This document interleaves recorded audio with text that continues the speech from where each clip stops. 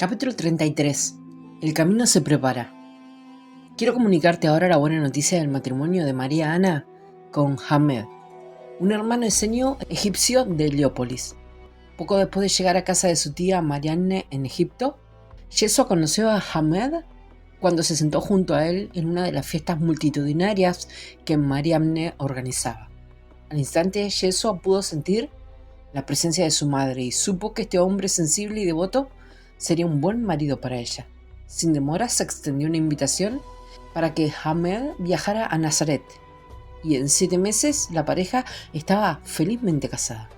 Después de completar las iniciaciones en Egipto, Yeshua y sus compañeros pasaron casi 6 meses descansando en Grecia, en las islas del mar Egeo y Éfeso, y en otoño del año 24 después de Cristo regresaron a sus lugares de origen en Galilea.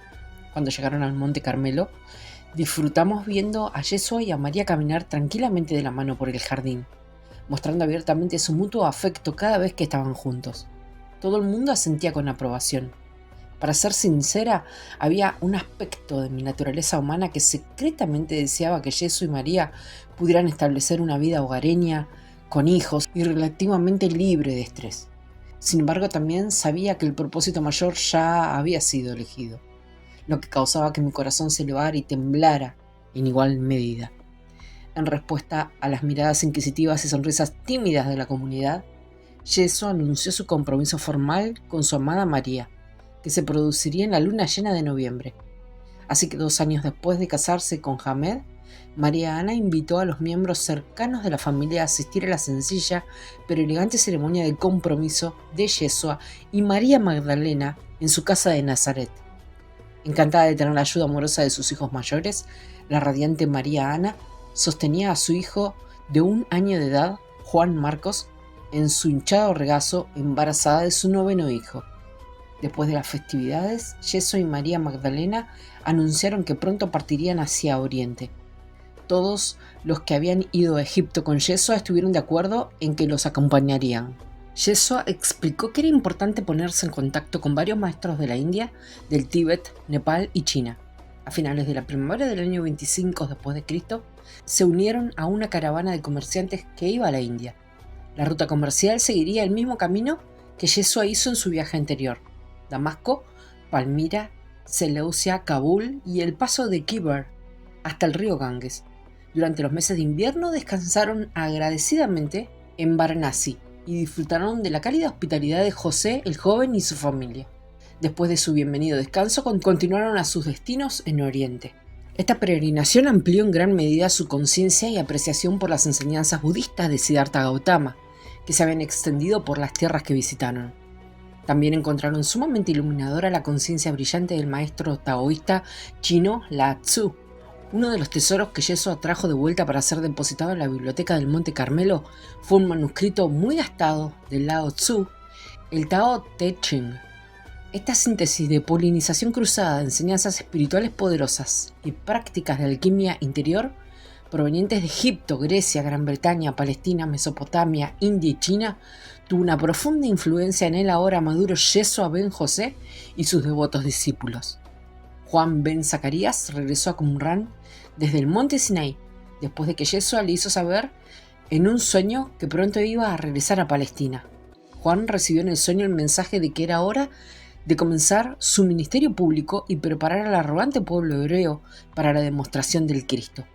Como había profetizado Malaquías, un precursor sembraría la semilla de la resurrección a través de la ley de la purificación y el arrepentimiento.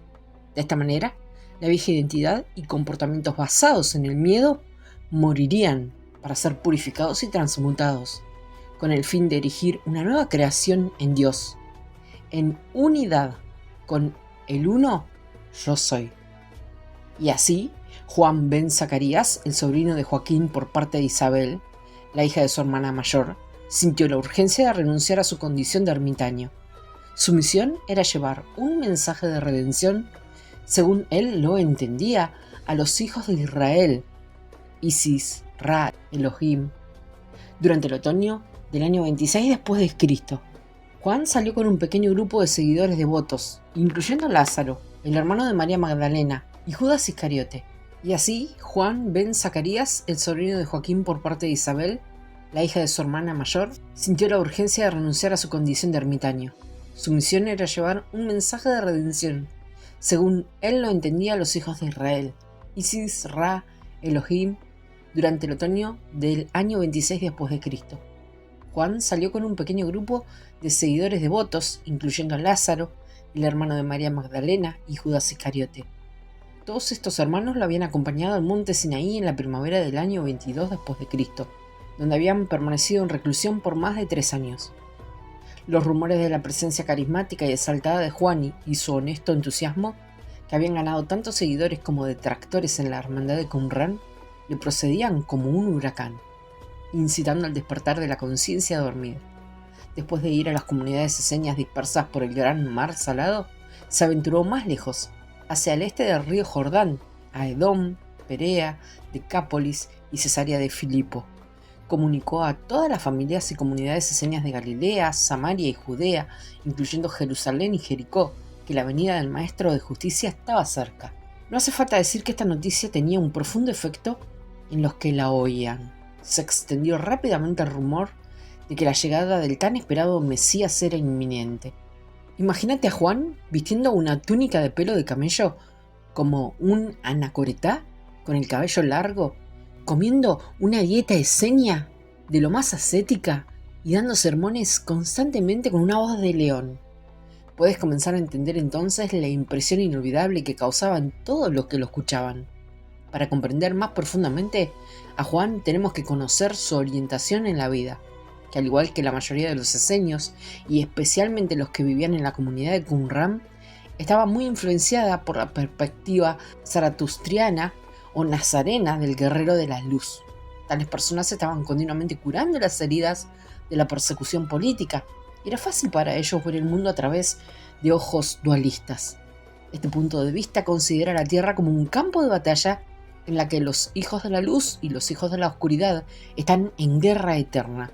Al igual que ocurre en la mayoría de los guerreros, a menudo están ciegos al hecho de que el verdadero campo de batalla de la conciencia dualista se libra en el seno de cada alma. Si no se reconoce y armoniza la guerra interna, entonces muchas veces se proyecta hacia el exterior en forma de dramas discordantes que la reflejan. El temperamento de Juan y el sesgo nazareno que adoptó, condicionado por el dolor que sintió de niño cuando su padre fue asesinado en el templo de Jerusalén, dieron lugar a una actitud intransigente que rayaba en la militancia. Con dedicación apasionada, Juan imploraba a los judíos que se arrepintieran de su actitud rebelde y arrogante. Juan comenzaba cada mañana con oración y meditación para fortalecerse a sí mismo y preparar a su audiencia. A menudo, las crecientes multitudes que comenzaban a congregarse debían esperar hasta que el sol alcanzara su cenit para escucharlo. Cuando los corazones preocupados y ansiosos de las personas en su audiencia estaban llenos de expectación, empezaba a predicar su mensaje electrizante. Respondía a cada pregunta con una autoridad, pasión, sinceridad y franqueza indiscutibles. Cuando tenía a la congregación arrepentida y dispuesta a creer que él era el Mesías tan esperado, dejaba absolutamente claro que él no era más que su humilde siervo. Él era un predecesor enviado para preparar el camino del Maestro de Justicia, quien era más poderoso de lo que él nunca esperaba ser. Sería aquel el que enseñaría a la gente el uso correcto de la energía de Dios que fluye a través de todos los cuerpos, mentes y almas. Sería aquel, más grande que él, quien demostraría la resurrección de la verdadera relación con Dios. A continuación, Juan introducía a los no iniciados al ritual de la purificación esenia del lavado con agua, como símbolo de la muerte de la vieja naturaleza animal de odio, lujuria y codicia. Les decía a los que habían sido transformados a la nueva conciencia que iban a ser como el sol, que se levanta de su tumba de agua, donde permanece durante la noche para brillar incondicionalmente y derramar su don de vida sobre todos. Al ritual que Juan realizaba entonces, ahora lo llamas bautismo. Voy a dar una breve explicación para aclarar algunos malentendidos sobre cómo realizábamos nuestros lavados rituales. Cuando había poca agua, era nuestra costumbre sumergir nuestros pies y manos en un lavabo o fuente especialmente construida llena de agua hasta el tobillo. Luego nos inclinábamos y con las manos vertíamos agua sobre nuestras cabezas. Prestábamos especial atención a la limpieza de nuestra aura y a los 7 sellos de nuestros centros energéticos localizados en la cabeza, a lo largo de la columna vertebral y en la parte delantera de nuestro cuerpo. También invocábamos la presencia purificadora y fortalecedora de los ángeles de los elementos, la tierra y el cielo, a los que rigen el árbol de la vida, en cuyas esferas sefiróticas nos encontrábamos. Cuando había mucha agua, nos sumergíamos completamente en lo más profundo con la ayuda de un compañero essenio. El ritual del lavado se practicaba todos los días, no solo una vez en la vida, y no era necesario un sacerdote mediador para que el ritual fuera santificado. Como Juan estaba mostrando la práctica del lavado ritual a los que no la conocían y preferían el simbolismo de una inmersión total que era posible en el río Jordán, actuó como asistente para los que acudían a él. Él insistía en que estaba aquí para ayudarlos a abrir y a preparar sus corazones para el mayor bautismo de fuego del Espíritu Santo, la unción de la luz divina que da lugar a la plena iluminación como Cristo, que Yeshua y no él era capaz de demostrar. Juan nunca tuvo la intención de crear un ritual dogmático de cómo purificar el corazón a fin de conocer el reino de Dios en nuestro interior. Cada persona que escuchaba sus palabras y participaba en los lavados rituales respondía de manera diferente, en función de su particular orientación religiosa o política. Por ejemplo, los esenios que estaban espiritualmente alineados con Juan se sentían nutridos y elevados con el coraje con el que expresaba tan claramente la verdad. Los fariseos, que se consideraban sabios y expertos en la ley, se sentían perplejos y desafiados. Los saduceos, que disfrutaban en la actualidad de posiciones de riqueza y estatus, se sentían amenazados hasta la médula. Los celotes, que se sentían oprimidos por la dominación romana, vieron en Juan a un Salvador que podía redimir a Israel de la plaga del gobierno extranjero y restaurar una Palestina independiente. También hubo aquellos que decidieron ignorar por completo las palabras de Juan, simplemente porque no estaban preparados para abrir sus mentes y corazones a una nueva forma de vida. Ellos, en consecuencia, lo rechazaron como un loco delirante que se vestía como los pobres marginados.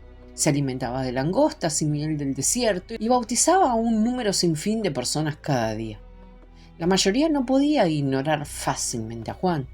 Su dedicación era intensa, su actitud valiente y su semblante feroz cuando lo desafiaban.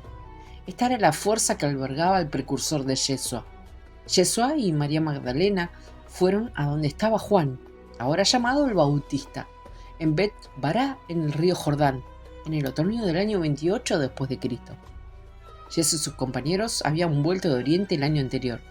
En su mayor parte, cada uno siguió su camino, mientras continuaban preparándose para la gran obra que tenían por delante.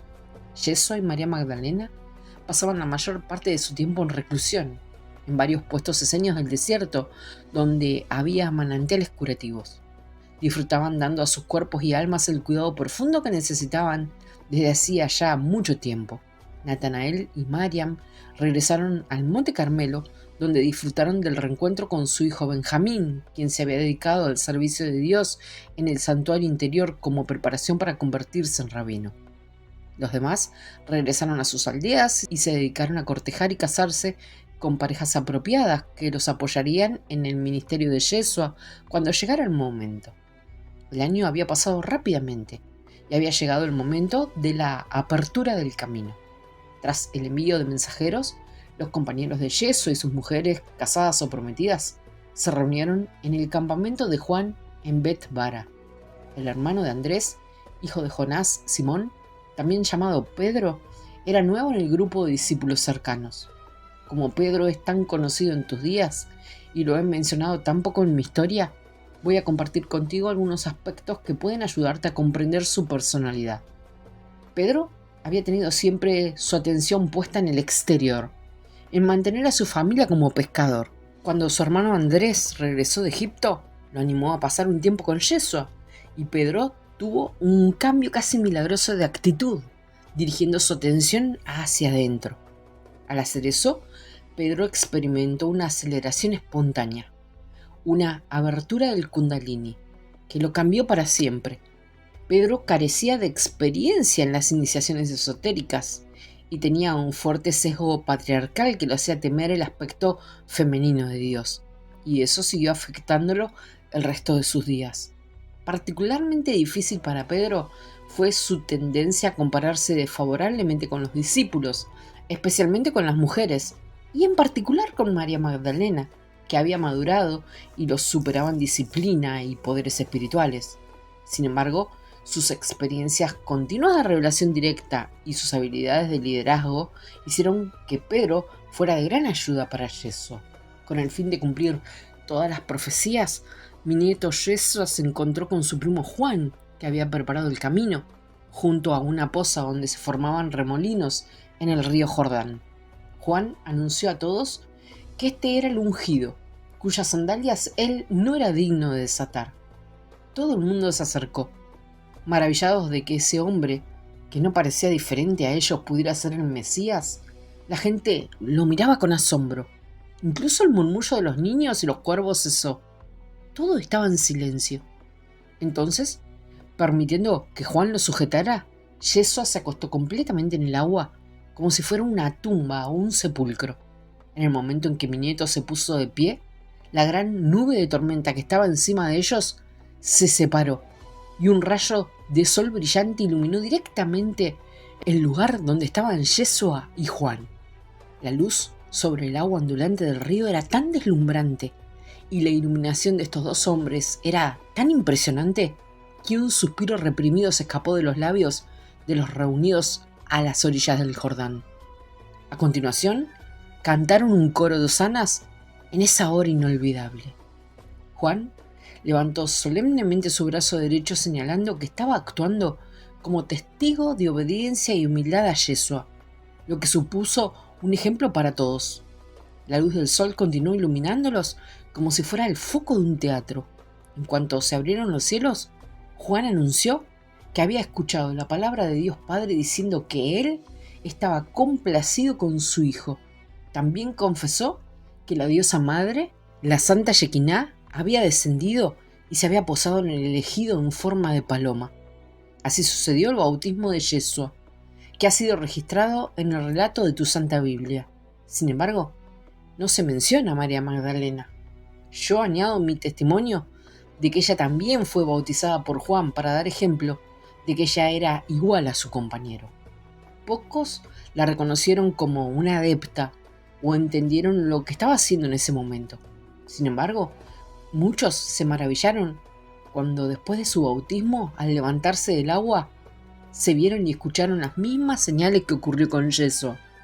Después, todos los discípulos que estaban presentes fueron bautizados con la ayuda de Juan. Así terminó un día notable y comenzó un nuevo capítulo en la vida pública de Yeshua. Después de un tiempo de soledad, limpieza y ayuno, Yeshua y María Magdalena reunieron a su equipo de apoyo que llamas los 12 discípulos. Sin embargo, se ha eliminado de tu registro que estos 12 hombres también tenían parejas femeninas. Como he indicado anteriormente, después de su regreso de Oriente, los compañeros que se habían estado preparando para su trabajo con Yeshua comenzaron a buscar compañeras apropiadas que proporcionarían el equilibrio femenino que Yeshua y María Magdalena insistieron en tener. El número de discípulos que formaba el estrecho círculo comenzó a crecer hasta que hubo 12 hombres y 12 mujeres. Cuando la población comenzó a oír hablar de los milagros y enseñanzas que Yeshua y María Magdalena realizaban, el círculo de los 12 hombres y 12 mujeres se multiplicó para que aquellos que buscaban curación de cuerpo y alma pudieran recibir la asistencia necesaria. Cuando yo no estaba casada, también me convertí en un miembro del segundo círculo de discípulos de 12 hombres y 12 mujeres. Durante los siguientes 4 años, los 12 se convirtieron en un total de 144 discípulos dedicados, 72 hombres y 72 mujeres. Mi alma sintió una gran alegría al dejar mi posición en el Monte Carmelo y estar en contacto íntimo con Yeshua y María Magdalena y con otros miembros de mi querida familia mientras viajábamos entre la gente de Palestina.